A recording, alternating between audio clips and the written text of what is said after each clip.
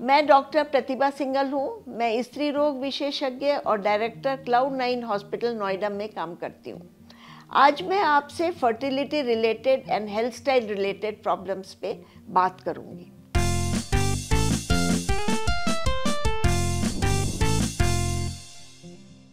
हमारे young couples जब शादी हो जाती है, उनको अपनी प्रेगनेंसी प्लान करनी चाहिए, जो कि बहुत ज़रूरी है कि राइट एज में और राइट टाइम में करना चाहिए।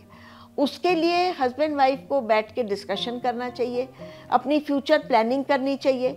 इतना डिले ना कर दें कि फर्टिलिटी लेवल्स बॉडी में कम हो जाए। जब वो दोनों आपस में एग्री कर लेते हैं कि यस अब हमें प्रेगनेंसी प्लान करनी है, तो सबसे पहला इम्पॉर्टेंट काम होता है कि उनको अपने लाइफस्टाइल पे ध्यान देना चाहिए। आजकल कैरियर के वजह से लाइफस्टाइल बहुत स्ट्रेसफुल है, लॉन्ग वर्किंग आवर्स हैं।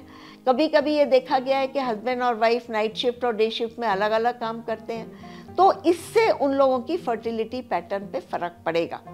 तो कुछ भी करके उनको ऐसा टाइम ज़रूर निकालना चाहिए ताकि वो एक दूसरे के लिए समय निकाल पाएँ और इंडिविजुअल अपने लिए भी समय निकाल पाएँ।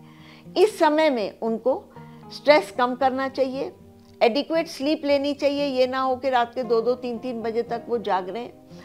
इसके अलावा उनको अपना रेगुलर वॉक करना चाहिए, लाइट योगा करनी चाहिए। अगर ओवरवेट हैं तो जिम वगैरह करके अपना थोड़ा वेट कम करने की कोशिश करनी चाहिए। बेशक मैं ये नहीं बोलूँगी कि बिल्कुल ही वेट नॉर्मल करके प्रेगनेंसी प्लान करो, वो शायद कभी ना हो पाए।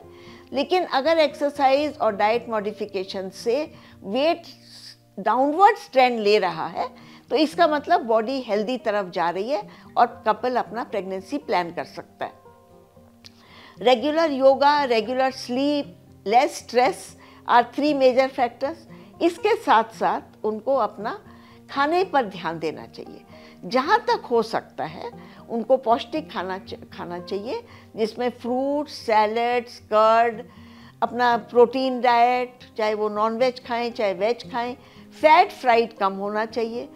अगर जंक फूड बाहर का खाते हैं जो हाई कैलोरी डाइट है, लाइक पिज़्ज़ा, बर्गर, वो चीज़ें अवॉइड करनी चाहिए।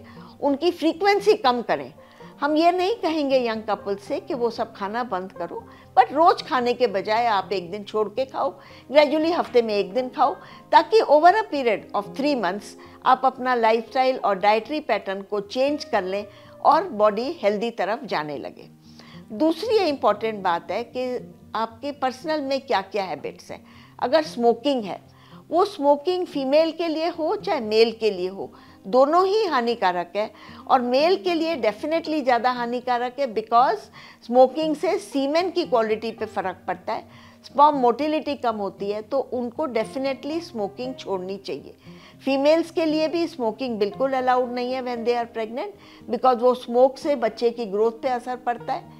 एल्कोहल, अगेन सोशल ड्रिंकिंग चल जाएगा, पर रोज़ हैवी अल्कोहल नहीं चल पाएगी। उससे एक तो वेट गेन होता है, आपके कैलोरीज बढ़ते हैं, डायबिटीज़ होने का रिस्क होता है, और आपका स्लीप पैटर्न भी डिस्टर्ब होता है, आपस का रिलेशनशिप भी डिस्टर्ब होता है।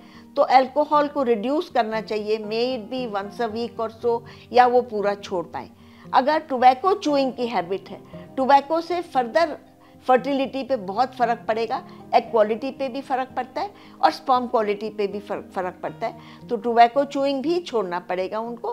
2-3 महीने, 6 महीने प्लानिंग करने के बाद उनको अपनी लाइफस्टाइल इम्प्रूव करनी चाहिए, और जब दोनों स्वस्थ महसूस करने लगे तब उनको प्रेगनेंसी के लिए ट्राई करना चाहिए। और ट्राई करने से पहले 2-3 महीने पहले अगर वो गायनोकोलॉजिस्ट से परामर्श ले पाएँ, नेसेसरी इन्वेस्टिगेशन करा पाएँ, तो वो बहुत ही अच्छा होगा, ताकि प्रेगनेंसी एक हेल्दी एनवायरनमेंट में कोई भी प्री एग्जिस्टिंग डिजीज़ के साथ ना हो। मेल और फीमेल दोनों का कंट्रीब्यूशन बराबर है, ये हमारे सब यंग कपल्स को समझना चाहिए, उनके फैमिलीज़ को भी समझना चाहिए। बहुत परिवारों में देखा जाता है लड़के में कोई दिक्कत नहीं है, लड़की में ही प्रॉब्लम होगी, हमारे पास आके बोलते हैं। ये गलत है। बॉयज़ और फीमेल, बॉयज़ एंड गर्ल, दोनों का कंट्रीब्यूशन बराबर है। इसलिए दोनों को अपना लाइफस्टाइल चेंज करना है, अपनी हैबिट्स ठीक करनी है, प्री कंसेप्शन काउंसलिंग के लिए जाना है, और फिर प्रेगनेंसी के लिए आगे बढ़ना है, ताकि राइट टाइम में और राइट पीरियड में प्रेगनेंसी हो जाए।